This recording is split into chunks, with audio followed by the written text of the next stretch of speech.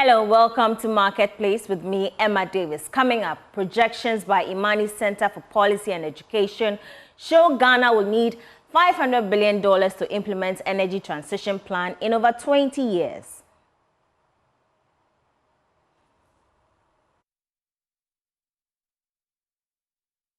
More government funding commitment, except that when you're in an IMF program and all of that, some reforms to the public financial system could unlock additional funding. But importantly, you need more from external sources. So Development Bank Ghana to disburse 1 billion cedis to agri sector and fintechs in the next phase of lending. So we continue to focus very much on agriculture. Agriculture is our primary area, and I think it's important to set priorities. But one area that you're going to see going forward, particularly this year and next, is a much bigger focus on ICT, on technology, on automation. Also, Grenada offers passports to Ghanaian investors as holders will have access to over 140 countries visa-free, including UK and China. We recognize that migration is not just the movement of people, but essentially the movement of capital as well. And so what it seeks to do is to link investment with citizenship, because obviously it's a way of attracting foreign direct investment. These and many more coming your way. Please stay.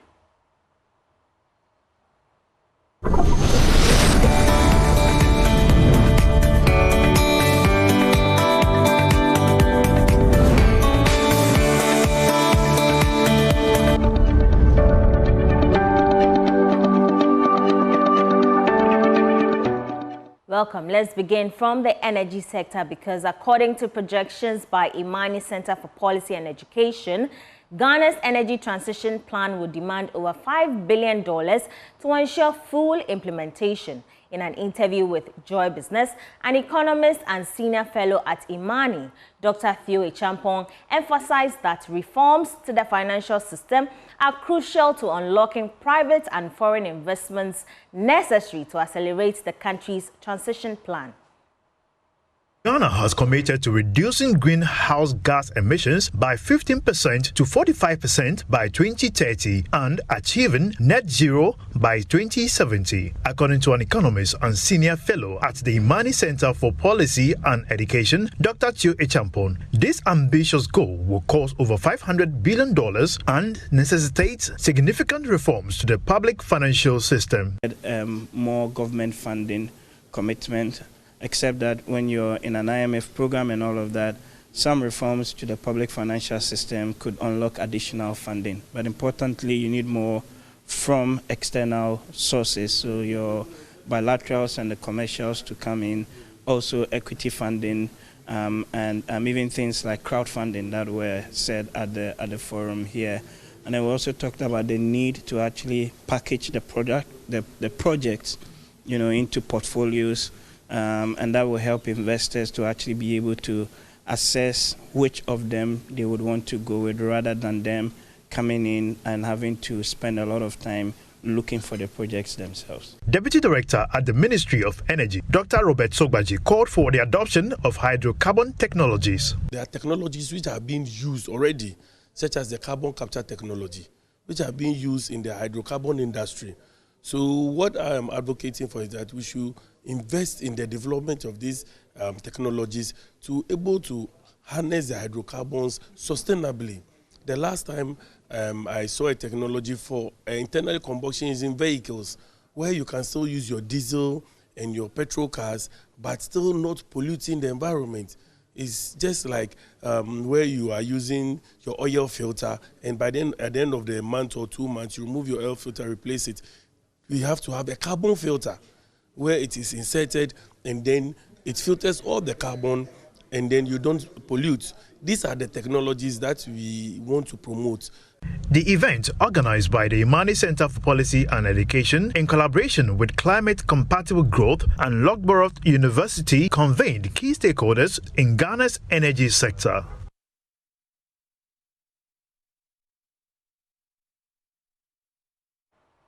Agri sector and fintechs in the country are set to benefit from 1 billion cedis in funding from the Development Bank Ghana in the coming months. This represents the bank's next phase of funding to some critical sectors of the economy.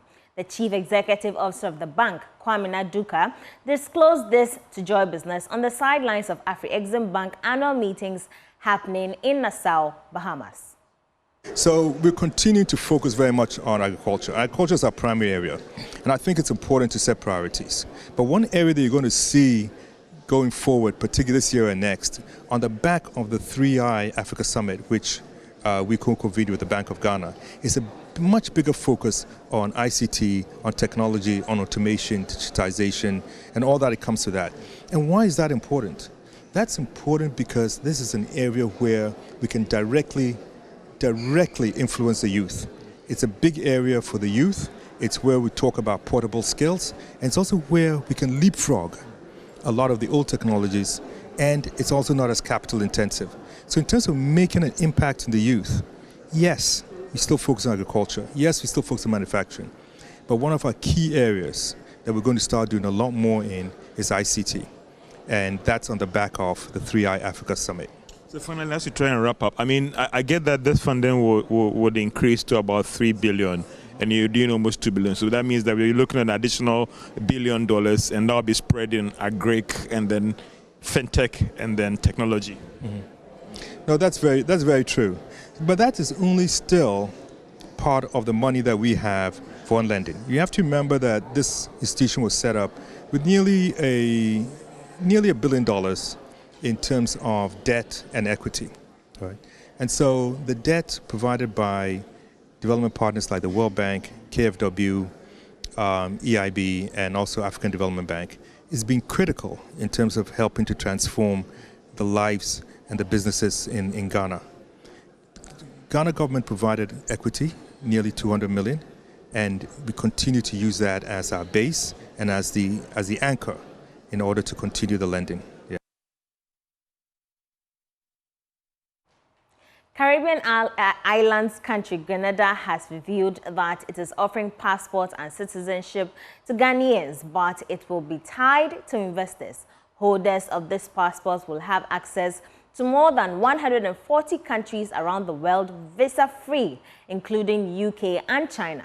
The move is part of the Caribbean islands' efforts to attract investments into their country. Ghanaian businesses that are able to invest at least $100,000 will have access to this passport. Prime Minister of Grenada, Dixon Mitchell, has been speaking to Joy Businesses George Yafe on the sidelines of Afri-Exim annual meetings happening in Nassau, Bahamas.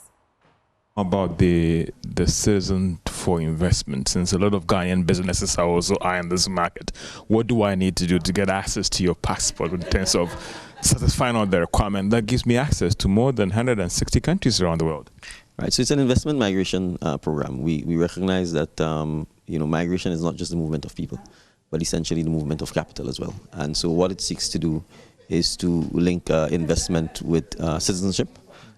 Because obviously it's a way of attracting foreign direct investment. So there are Ghanaians who are prepared to either invest with the country itself by investing in the country or investing in a private real estate development. Once the necessary due diligence is conducted, obviously we want to make sure that it's persons who are upright citizens, who are not have any sort of criminal backgrounds or any other thing that would be of a threat to national security, not just of us, but our friends and partners. Once the due diligence process is complete, and you make the investment, then you would be entitled to Grenadian citizenship. So the way it works is that essentially they're marketing and local agents who would work on the processing. Once the vetting is done, the applications are submitted to the Investment Migration Office. We conduct due diligence with police, Interpol, or financial intelligence unit. We also hire international due diligence providers who will do due diligence on the applicant. And once all of those come back and the right boxes are ticked, then an investment sum is made. So you have a choice of investment, whether you invest directly in the state's National Transformation Fund or whether you invest with a real estate developer. So most of the real estate developments are hotel type developments. And so that's a contractual issue between the investor and the developer.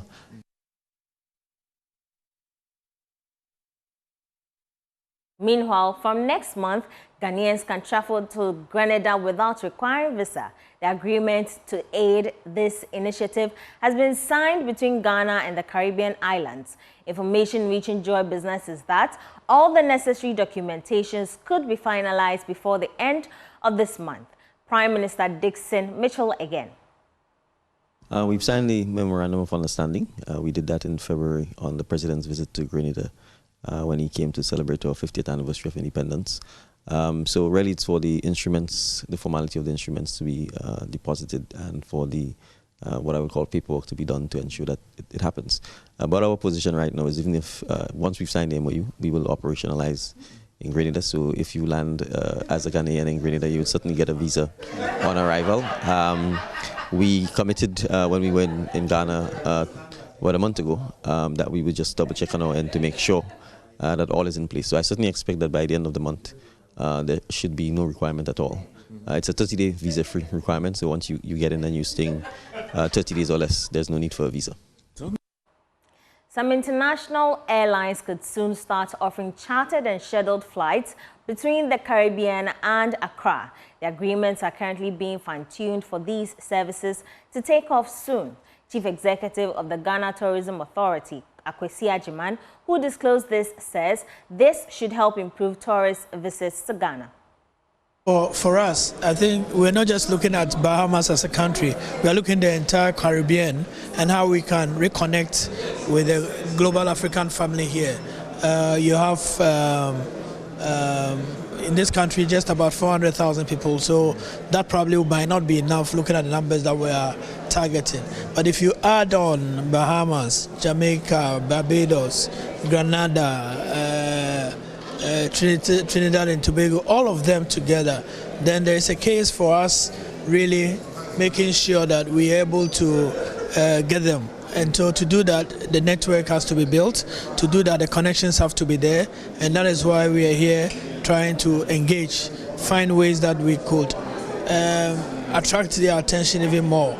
I mean, during the year of return and through the programs like Panafest, Emancipation, we see groups coming. But we want it to be a destination that people in the Caribbean will see Africa as a destination and Ghana as a gateway for the rest of the continent. I think for us, it's creating the market for the airlines. You know, the airlines have said, will there be enough people if they were to put a flight directly from either Guyana or Ghana or Barbados or Jamaica. And so that is our work, working with other tourist boards. How do we make sure that Africa gets a direct flight from the Caribbean? And so we've engaged. I mean, recently Air Peace did something to Jamaica. We also have our own Adansi Travel doing something in August, charter, to wake up the market. And once the market gets to the point where people are interested, I think we will be able to do something. Magdan Group says they are working to establish a presence in the Caribbean before the end of this year. The move is part of efforts to extend their services to the Caribbean markets when it comes to salt exports, aviation, and its cargo business. Executive Chairman of the group, Dr. Daniel Macaulay, has been speaking to Joy Business after a high-level meeting with the Prime Minister of Grenada. We are likely to get back to Grenada by close of the year. We'll make sure we hit the place before the end of the year. Since they have given us an open hand, we have to make the best out of it. When we say that, what should we be looking at? Because it appears that you have a lot on your plate, and they even have more than what you want to offer to them in terms of doing the business. Well, it's about time we look beyond our territory. It's about time we look beyond Ghana. And the Caribbean can be a good place to look at for investment. I mean, the Prime Minister is quite an open person, and the opportunities there are also enormous. Looking at what we have on our plate, we're not going to do anything different. It's what we're doing that we're going to send over there to see how we can do it better. So in terms of the salt business, in terms of the aviation business and all the rest, all these things could be possibly started here? Well, if you look at in terms of logistics, you'll notice that there's no connection between Africa and the Caribbean. If you look at manufacturing, you also notice that it's something we can do pretty well with our salt. We can set up a small refinery, to supply salt in the whole Caribbean. Plus or minus, our private aviation, looking at also our cargo movement between Africa and the Caribbean, we can look at it.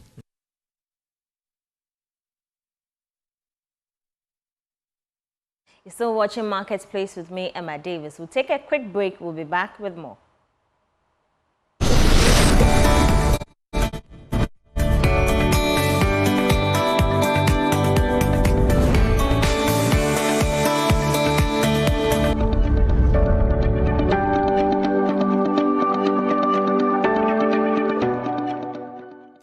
Welcome to Marketplace. On today's edition of Show Business, we turn our focus to Ghana's creative space with a special emphasis on the economy of photography.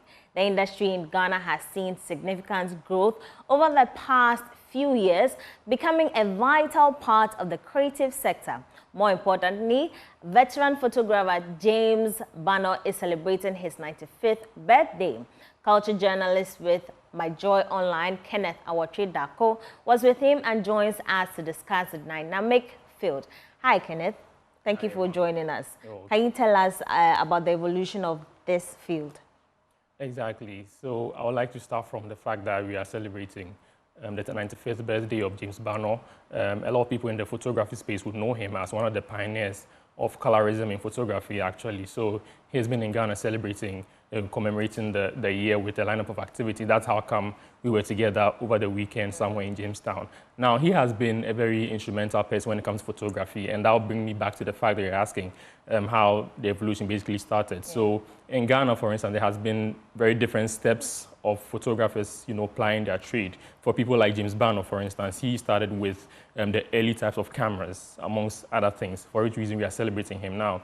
And it has been basically a very huge field over the years. Over the past decades, it has evolved from just people taking portraits, among others, now going into more digital spaces, having it shared on multiple platforms, and basically technology also playing a very important role in expanding that. So the evolution has been quite fast, considering the fact that here in Africa, it takes quite a while for technology to develop. But when it comes to photography, it has taken a while to achieve very good fortunes. But in as much as there's more to be done, people have done a lot, for which reason it needs to be celebrated. Okay, I think you would agree to the fact that the rise of social media and digital media has contributed to this field. Can you tell us a little bit about that? Exactly. So back in the past, you would need your negatives to develop your photographs. And once you are done, you would have like a physical copy, which is not transferable when it comes to like the technological frame of work that exists right now. So for social media, for instance, has given photographers the opportunity to expand their reach, to be able to reach other people, and also to be able to network with people who are not physically in their geography as well, and also be able to collaborate with other photographers elsewhere. So technology or social media, for instance, has been a very huge boost to the sector as well. And there are a lot of photographers, young and old, in Ghana and Africa who are championing this and taking advantage of this particular space. So for social media, it has been a very big, it has been of big importance to photographers in the space. Okay, so since social media and digital media came in, we hardly see the hard copies now.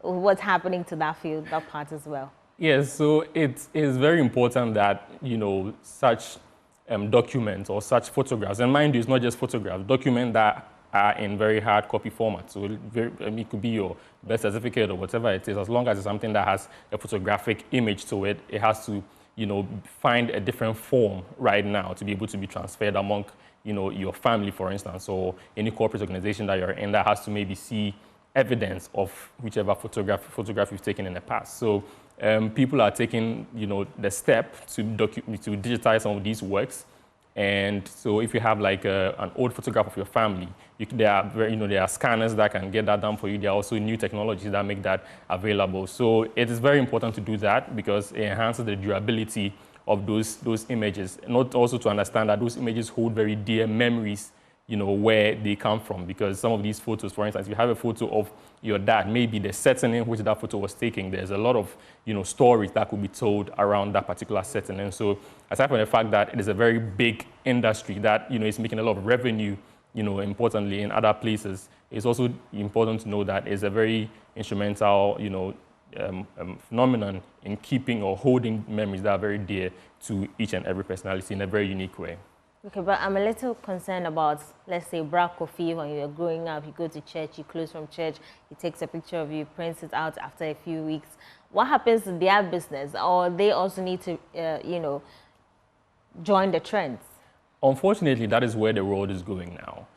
You would be lucky, for instance, if you have some of these hard copies and you're in an environment where people embrace the need for exhibitions. In Ghana, for instance, there are a lot of individual artists who are, beginning to explore that area, and it's fetching them some revenue, also giving them some recognition in and outside Ghana. So Bra Kofi might have to, he doesn't really have an option right now. If he wants his work to be seen by people more than those who just walk across his kiosk, he might have to, make some effort to at least digitize some of the copies to be able to share with his competitors who are not doing that already. So that would be a very good addition to the physical one that he's doing. And also the old one that he has, if he wants to make some money off of it or make people see it as well, he can try to, reach out and collaborate with people who are more, have more of an expertise in creating, exhibitions and creating shows for him to exhibit, depending on how important those photographs are to him and the community around him as well. Right. Birthday shoots, has also become a trend. Has that boosted the sector as well? Exactly. So that even boils back to the evolution of photography, as we were talking about. I mean, from the fact that people used to take like very, small portraits to now it being a very, a whole commercial, industry as well. In as much as these photographs are taken and are, retouched and made very, appreciable for the general public, it's also, it fetches some income for the photographer himself. And these are different avenues that they can make money. So while they are making money by, taking those beautiful photographs of your birthday so that you can share, they are also making some money by, getting something in their pocket by the service that they have rendered you. So it's just important that that ecosystem is integrated in a way that people like the people celebrating their birthdays have a seamless connection with photographers who are also rendering that service. So it becomes a win-win for both sides. And once that expands, it gives other people the opportunity to tap in. And it becomes, a viable, economic ecosystem. And that goes on to contribute to the revenue generation of the youth in the country as a whole. Right. Thank you very much, Kenneth. I hope to continue this conversation some other time. But that's what our all time will allow us on Marketplace today. I am Emma Davis. For more business news, do log on to myjoyonline.com. Have a good afternoon.